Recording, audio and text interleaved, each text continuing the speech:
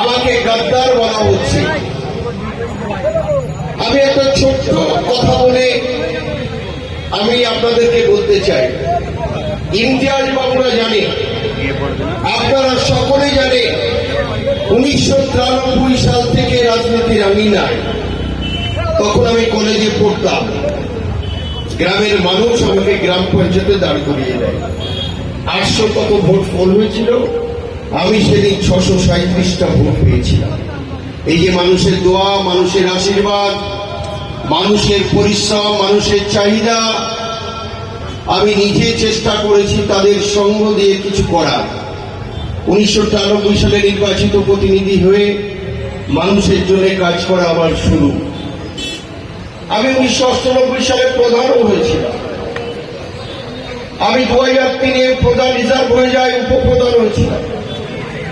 আপনাদের এই দোয়ায় আশীর্বাদে 2018 থেকে 2023 দেগঙ্গা পঞ্চায়েত সমিতির সভাপতি দায়িত্ব নিয়ে কাজ করার চেষ্টা করেছি।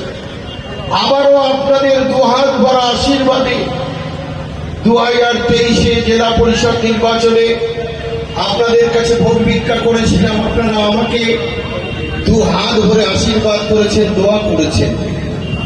আমি জেলা পরিষদের কর্মদক্ষ করেছি।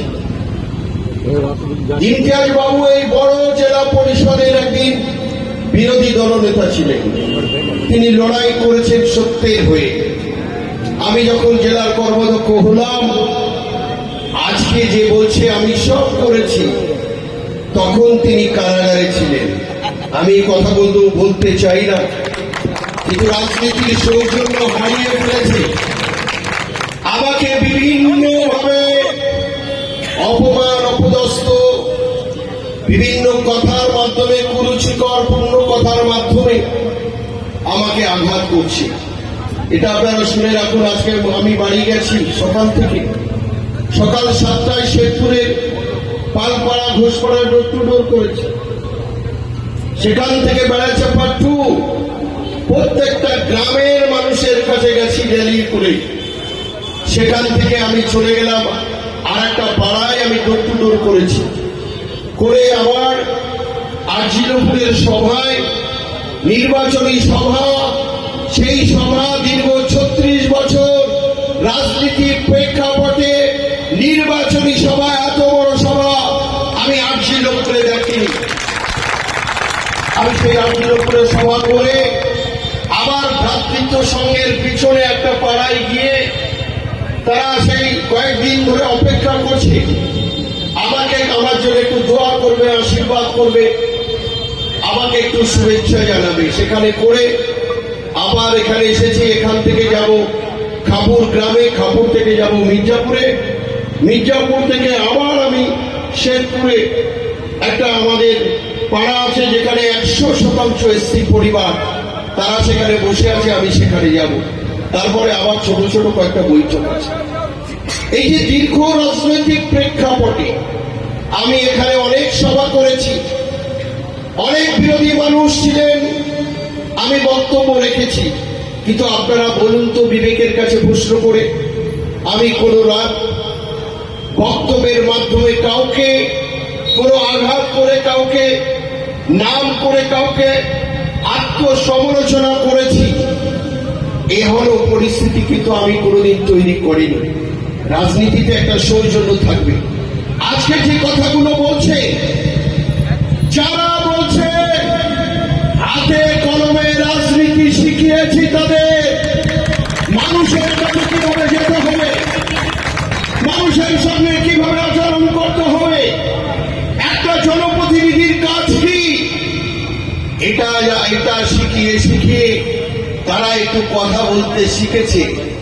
আজকে আমাকে বিভিন্নভাবে আঘাত করছে, আমাকে গাদ্দার বলছে। তখন কারাগারে ছিল, আমি বিডি অফিসে সকলকে বসে নিয়ে 73টা রাস্তা ছোট বড় ঠিক করেছিলাম। সেই রাস্তাগুলো অনুমোদন হয়েছে, ওয়ার্ক অর্ডার হয়েছে, কাজ শুরু হয়েছে। সেই রাস্তাগুলো সৌজন্যমূলক ভাবে আপনাদেরই দ্বারা তো আমি নির্বাচিত প্রতিনিধি। আমি মনে করি আমাকে অপমান করা মানে যারা আমাকে নির্বাচিত করেছে করা, এটা আমি ব্যক্তিগতভাবে মনে করি। আমাকে একটা এসএমএস এর মাধ্যমে নিয়ে বা একটা টেলিফোনের মাধ্যমে দিয়ে আমাকে এই রাস্তাগুলো যখন উদ্বোধন করেছে, আমাকে বলার প্রয়োজন মনে করেনি, কিন্তু এই রাস্তাটা আপনাদের দোয়া আশীর্বাদ ছিল বলেই এই রাস্তাগুলো করার সক্ষমতা দেখিয়েছি। এই যে এখানে উত্তর মাটি কোমলা বলে একটা গ্রাম আছে, ওখানে একটা মেম্বার আছে, মেম্বারের প্রতিনিধি হচ্ছে নাহারুল। আমার কাছে একদিন নয়, দুদিন নয়, 20 দিন গেছে জেলা পরিষদের ইঞ্জিনিয়ারদেরকে নিয়ে বসে সভাধিপতিকে বলে, ডিএম কে বলে, এডিএম জেডপি কে বলে সেই রাস্তাটা 72 লক্ষেরও বেশি টাকা উদ্বোধন করেছে, মানে বরাদ্দ করেছে।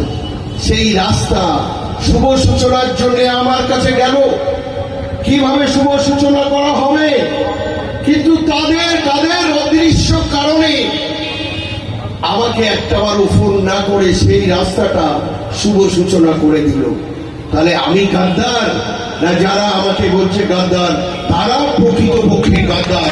আপনাদের বিবেকের কাছে, আপনাদের জ্ঞান গরিমার কাছে, আপনাদের বুদ্ধির কাছে, আপনাদের শিক্ষার কাছে আমি ছেড়ে দিলাম। এই গাদ্দার মিন্টু সাহাজি না যারা আমাকে গাদ্দার বলছে তারাই প্রকৃত গাদ্দার। আপনারাই সেটা 29 তারিখে ইভিএম মেশিনে 7 নম্বর বোতাম টিপে আপনারা প্রতিবাদ করবেন। আমি চাই না দেখুন কোনো হারানি।